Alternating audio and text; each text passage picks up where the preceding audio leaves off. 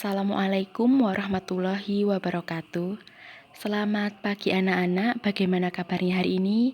Semoga kalian semua dalam keadaan sehat walafiat. Hari ini kita akan belajar tentang teknologi informasi dan komunikasi. Ketika kita berbicara mengenai hal tersebut, otomatis yang terbenak dalam pikiran kita adalah handphone, televisi, internet, dan lain sebagainya. Apakah yang dimaksud dengan teknologi informasi dan komunikasi?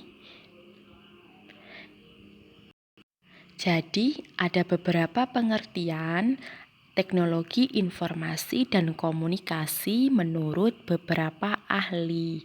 Yang pertama yaitu menurut Anata Sanai.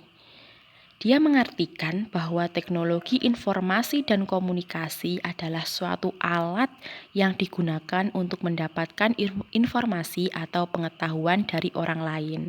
Kemudian yang kedua, menurut William dan Sawyer yang mengatakan bahwa teknologi informasi dan komunikasi adalah sebuah struktur dari teknologi yang memadukan perangkat keras seperti komputer dengan jaringan komunikasi berkekuatan tinggi untuk membawa file, data, video maupun suara.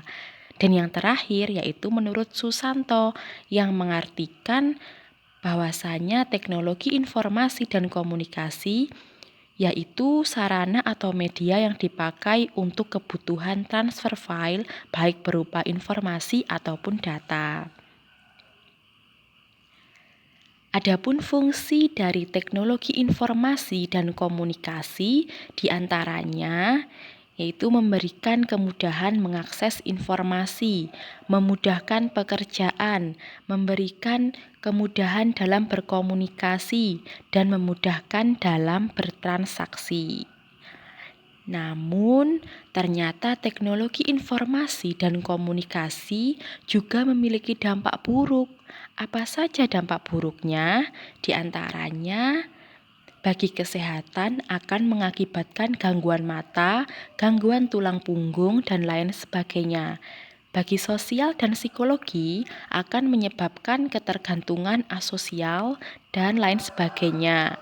Sedangkan yang terakhir yaitu dapat menjadi sarana masuknya kebudayaan asing yang buruk ke negara kita. Selanjutnya kita akan membahas tentang sejarah teknologi informasi dan komunikasi. Ternyata masuknya teknologi informasi dan komunikasi hingga saat ini telah melewati beberapa fase. Yang pertama yaitu fase masa prasejarah sebelum sampai 3000 sebelum Masehi, di mana pada zaman ini, teknologi informasi dan komunikasi yang dilakukan manusia berfungsi sebagai sistem untuk pengenalan bentuk-bentuk yang manusia kenal. Pada masa ini, manusia prasejarah mencoba memulai berkomunikasi dengan cara menuangkan seluruh aktivitas ke dalam bentuk gambar yang biasanya diletakkan atau digambarkan pada dinding-dinding gua. Setelah itu, komunikasi terus berkembang, di mana komunikasi manusia pada zaman ini berupa suara dengusan dan menggunakan isyarat tangan. Selanjutnya pada tahun 3000 sebelum Masehi, di mana pada tahun ini pertama kalinya tulisan digunakan oleh bangsa Sumeria dengan menggunakan simbol-simbol yang dibentuk dalam piktograf sebagai huruf. Simbol atau huruf-huruf ini juga mempunyai bentuk bunyi yang berbeda penyebutan, sehingga mampu menjadi kata, kalimat, dan bahasa. Lalu pada tahun 2900 sebelum Masehi, di mana pada masa ini bangsa Mesir kuno menggunakan huruf hieroglif. Hieroglif adalah bahasa simbol yang mana setiap ungkapan diwakili oleh simbol yang berbeda. Apabila simbol tersebut digabungkan menjadi satu rangkaian, maka akan menghasilkan sebuah arti yang berbeda. Bentuk tulisan dan bahasa hieroglif ini lebih maju jika dibandingkan dengan tulisan bangsa Sumeria. Awalnya tulisan ini dibentuk pada tanah liat yang kemudian mengeras menjadi lempengan batu. Kemudian pada tahun 500 sebelum Masehi, di mana pada masa ini manusia sudah mengenal cara membuat serat dari pohon papirus. Tanaman tersebut tumbuh di sekitar sungai Nil. Serat papirus dapat digunakan sebagai kertas.